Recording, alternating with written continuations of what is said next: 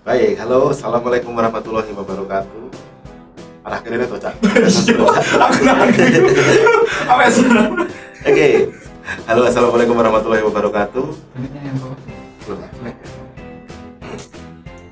Salam, terus nanti salam. Halo, assalamualaikum warahmatullahi wabarakatuh. Salam sejahtera, namo buddhaya, om swastiastu, salam kebajikan, dan tentunya salam sukses untuk kita semua. Apa kabar teman-teman semua? Jawab dong. Ya, luar biasa gitu, semangat, dahsyat gitu, boleh, bebas ya. Baik, kali ini kita akan berbagi tips lagi. Kemarin ada video saya yang sempat dilihat beberapa orang dan mereka bertanya khususnya untuk bagian yang hemat. Tolong Pak, ini dijabarkan lebih lanjut tentang hematnya itu seperti apa. Oke, untuk itu saya coba rumuskan beberapa tips. Di sini ada 7 tips yang nantinya bisa membawa teman-teman untuk hidup lebih hemat. Karena ini penting ya, penting buat teman-teman di era sekarang ini untuk bisa mengatur keuangannya sebaik mungkin supaya masuk ke kategori orang yang hemat itu tadi. Oke, mari kita mulai. Pengennya makin hebat, makin dahsyat, makin kuat, yes or no?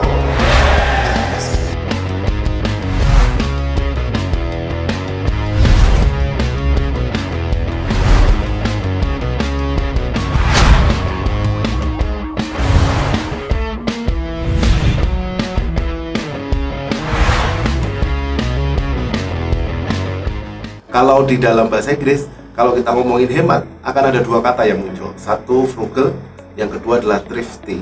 Tapi coba kalau teman-teman balik translate-nya dari frugal atau dari thrifty menuju ke hemat atau menuju ke bahasa Indonesia, nanti akan ada muncul satu kata baru yang harus teman-teman sama-sama perhatikan di sini.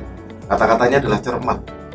Kalau hemat diartikan sama teman-teman artinya itu mengeluarkan uang sesedikit mungkin, seharusnya kata-katanya dikoreksi sedikit menjadi bagaimana caranya kita bisa cermat menggunakan setiap aset atau keuangan yang kita punya. Ada beberapa yang harus teman-teman pahami, mitos-mitos keliru tentang hemat. Hemat itu bukan berarti teman-teman tidak boleh ngeluarin uang, tidak. Hemat itu juga tidak berarti teman-teman pelit, enggak. Hemat itu cermat, hati-hati menggunakan setiap potensi, setiap sumber daya. Hemat itu hati-hati menggunakan setiap sumber daya yang teman-teman punya. Hidup hemat akan membuat kita sengsara, enggak juga teman-teman. Jadi kalau teman-teman bisa memahami arti hemat yang sebenarnya, bahkan pada saat kita bisa memenuhi kebutuhan happiness kita juga, itu juga masuk ke hemat. Maksudnya begini, kalau sampai teman-teman mencoba untuk hemat sampai membuat diri sengsara, akhirnya teman-teman sakit secara mental ataupun fisik, yang mana mengeluarkan uang lebih banyak, artinya juga udah gak hemat kan. Nah, jadi sekali lagi, mitos-mitos yang keliru tentang hemat termasuk harus pelit dan lain sebagainya, harus menyiksa diri, mari kita singkirkan dulu, karena hemat tidak berarti itu. Hemat di sini lebih berarti ke kehati-hatian atau kecermatan dalam menggunakan uang atau sumber daya yang teman-teman punya. Kita lanjut ya, kita lanjut ke tipsnya. Bagaimana supaya teman-teman bisa hemat? Yang pertama tentunya sudah ada juga di video saya sebelumnya, di rahasia atau tips bagaimana membangun bisnis, karena salah satunya adalah hemat. Teman-teman bisa tonton di atas, ada di atas sudah saya tampilkan linknya untuk teman-teman bisa menonton video tersebut. Di video itu penjelasan saya tentang hemat adalah bagaimana teman-teman bisa mengutamakan kebutuhan dibandingkan keinginan teman-teman. Oke, sampai sini ini ya maksud ya, mengutamakan kebutuhan dibandingkan dengan keinginan. Ciri-ciri kebutuhan gimana sih teman-teman? Gampang sebetulnya. Ciri-ciri kebutuhan itu segala sesuatu yang kalau teman-teman tidak penuhi maka sakit, maka mati, maka repot, maka hidup lebih susah. Itu udah masuk ke kebutuhan. Tapi selama hal tersebut teman-teman mau penuhi, mau nggak penuhi, nggak ada soal, ya berarti dia belum masuk ke kebutuhan. Atau yang lain, kalau untuk bisnismen, maka kebutuhan itu ciri-cirinya adalah bisa menghambat bisnis. Kalau bisa berarti itu adalah satu kebutuhan, harus dipenuhi gimana pun caranya. Kira-kira kayak gitu. Jadi yang nomor 1 tipsnya adalah penuhi kebutuhan, hindari dulu keinginan. Itu tips hemat nomor 1.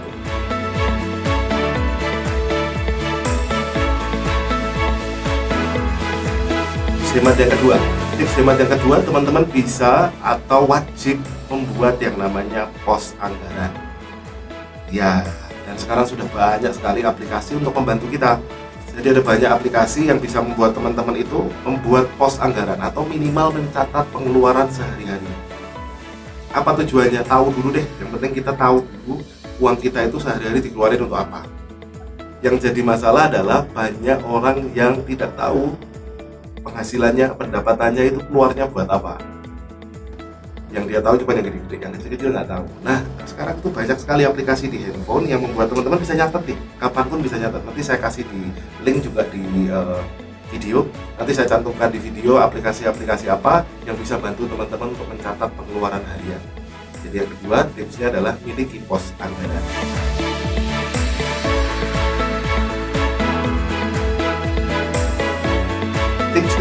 Tips ketiga ini menarik sekali. Tips ketiga ini adalah hal-hal yang sering sekali membuat orang jadi boros, jadi nggak hemat. Namanya adalah pembelian impulsif. Kalian tahu lah impulsif itu apa? Impulsif itu mendadak gitu. Jadi tiba-tiba lihat lapar mata. Nah, itu impulsif. Itu termasuk pembelian impulsif. Dengan adanya pos anggaran, dengan teman-teman punya catatan untuk sehari-hari, dengan teman-teman sudah tahu 1 bulan mau ngeluarin apa saja, maka teman-teman seharusnya tidak ada pembelian impulsif. Adapun dibuatkan sendiri kolom namanya cadangan. Cadangan untuk menjaga apabila kita lapar mata. Jadi seketika teman-teman lapar mata, ya udah langsung beli aja, karena sudah ada anggarannya juga untuk yang lapar mata tadi. Makanya pos anggaran itu penting ya. Nah, di aplikasi tadi memang teman-teman bisa mengatur tuh kategori anggarannya apa saja. Misalkan ini untuk kebutuhan makan atau hidup, kebutuhan pokok gitu, makan, listrik, apa segala macam. Udah ada cadangan untuk mengantisipasi hal-hal yang sifatnya impuls atau tiba-tiba pengen. Bagaimana caranya teman-teman menghindari pembelian yang impuls? Paling gampang, ditambah waktu mikir. Jadi seketika teman-teman pengen sesuatu, seketika itu juga mikir dulu. Aduh, saya mikir dulu. Saya pada saat beli sesuatu apapun itu yang saya beli, minimal sekali mikirnya 1 jam. Bisa jadi 1 hari. Semakin mahal mikirnya makin lama. Dengan kita berpikir, kita jadi benar-benar tahu nantinya menggolongkan ini sebetulnya kebutuhan bukan ya, atau ini cuma sekedar keinginan semata ya, sudah sangat perlu belum ya saya beli hal ini ya, kayak gitu. Itu sangat bermanfaat sekali menghindari pembelian impulsif yang kasarnya itu otomatis bukan rasio, bukan logika, tapi tapi mutlak emosi. Seketika itu, ih cakep nih, keren nih, yang dihindari.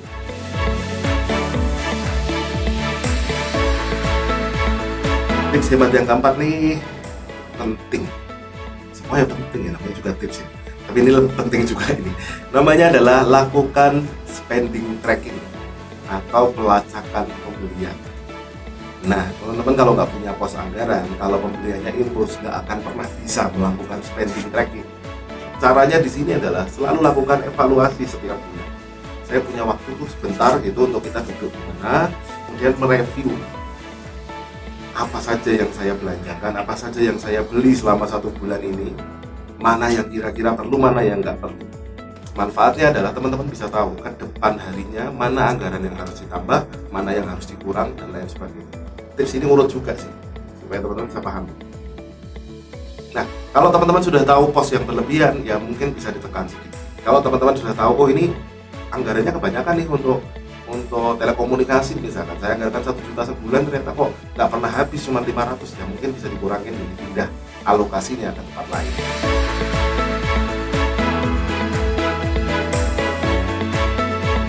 Tips yang kelima adalah beli untuk jangka panjang, sewa untuk jangka pendek, beli sewa untuk jangka pendek yang tidak bisa dibeli ulang.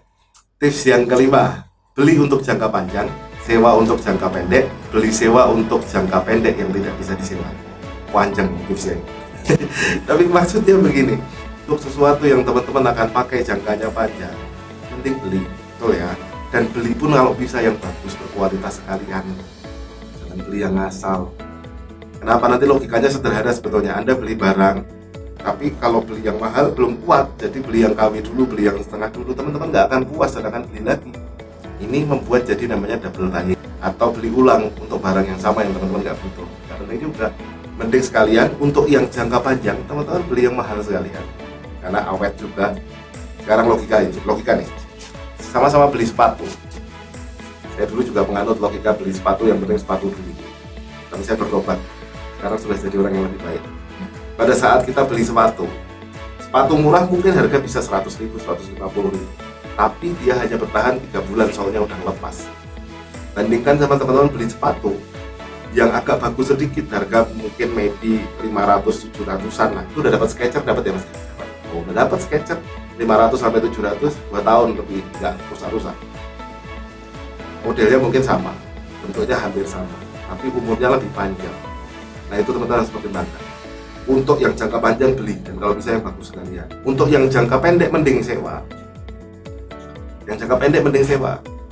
Nah, kalau yang jangka pendek tapi nggak bisa disewa, mending beli tapi statusnya sewa, artinya dijual lagi. Ini juga ada juga di tips bisnis saya yang kemarin. Teman-teman harus paham betul bahwa semua barang yang kita pegang ini bisa dijual lagi, asalkan teman-teman bisa merawatnya.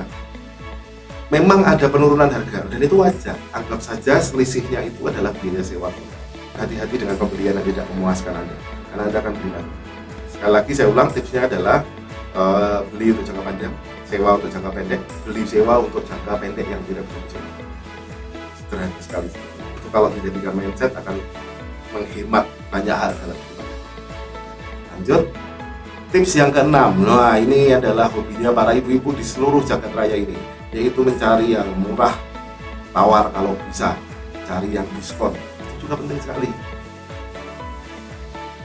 Teman-teman yang pengen hemat berarti memang harus mengesampingkan kebutuhan seperti updates gitu.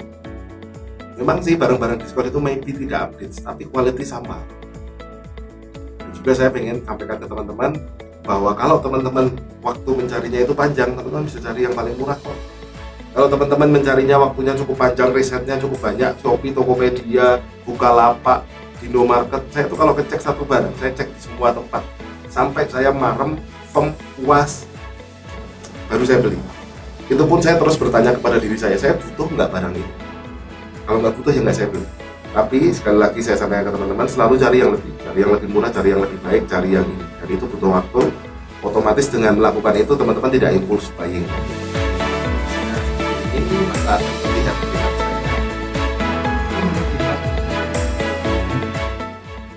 Oke, yang terakhir. Tips yang terakhir namanya adalah lakukan garage sale. Betul nggak ngomong garage sale? Garage sale atau jual barang-barang Anda yang tidak terpakai sebelum Anda membeli barang-barang baru yang serupa. Tips ini tidak berlaku untuk kolektor. Untuk kolektor silahkan. Karena untuk kolektor kan Anda tidak akan mengkoleksi semuanya. Paling hanya mengoleksi 1-2 barang. Tapi untuk barang-barang yang bukan koleksi Anda, kalau bisa ya cukup punya satu lah. Cukup punya satu untuk barang yang tipenya sama. Misal handphone. Kalau Anda bukan kolektor handphone yang mengumpulkan handphone dari Nokia 3100 sampai Galaxy Fold yang sekarang, ya saya sarankan lakukan garage sale. Jadi setiap barang yang Anda punya itu statusnya disewa. Nah, itu jauh lebih hebat. Anda nggak double buying untuk barang yang sama. Dan itu berjalan di semua loh, bahkan di perusahaan-perusahaan itu ada khusus bagian divisi selain purchasing, ada juga yang divisi untuk menjual barang-barang yang sudah habis umur ekonomisnya. Selalu ada yang begitu. Tujuannya apa? Karena setiap barang yang kita punya itu masih ada kok yang mau, meskipun itu ex kita. Makanya banyak kan di mana-mana yang jual pre-love ini, dan lain sebagainya. Artinya apa? Kalau teman-teman mau hemat, pastikan untuk barang-barang tertentu, saya garis bawahi yang bukan koleksi, ya satu aja lah. Soalnya memang butuh cadangannya. Teman-teman paham sendiri apa yang saya maksud. Jadi nggak ada gunanya teman-teman memenuhi rumah dengan barang-barang yang beli lagi. Manfaatkan itu sebaiknya.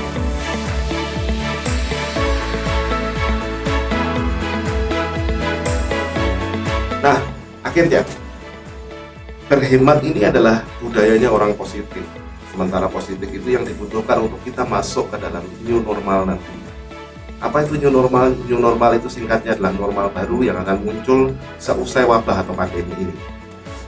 New normal ini juga saya buatkan videonya. Teman-teman juga bisa lihat di link di atas. Nanti juga saya tampilkan di link di deskripsi di bawah untuk menonton video-video yang tentang new normal, tentang tadi yang tips menjadi membangun bisnis, itu saya tampilkan di deskripsi di bawah. Nah, Positif ini penting untuk orang-orang yang ingin masuk ke dalam new normal dan fit in di sana. Orang-orang yang punya positif mindset, dia tentunya akan berhemat karena dia nggak tahu apa yang akan terjadi di kedepan harinya. Dia ingin menjaga dirinya tetap positif. Ya semisal saat ini bisnis sedang bagus, ya bukan berarti kita harus gabah dan bisa beli apapun yang kita mau, nggak begitu kan? Kita tetap lihat butuh atau tidak. Jangan lakukan impulse buying. Tetap lihat pos anggaran kita, lakukan evaluasi dan lain sebagainya. Sampai akhirnya kalau kita mau beli sesuatu yang baru, ya ini dijual aja deh buat tambah-tambah ke sini. Hemat nantinya teman-teman, luar biasa.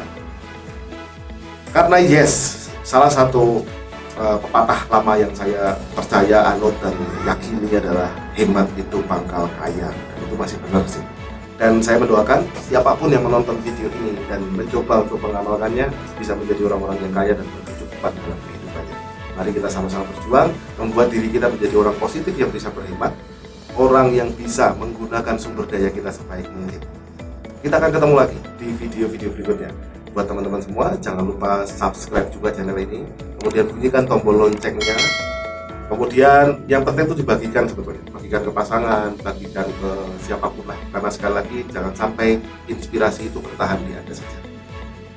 Sekali lagi kita akan ketemu di video berikutnya. Saya Nardi Hidayat undur diri. Ciao.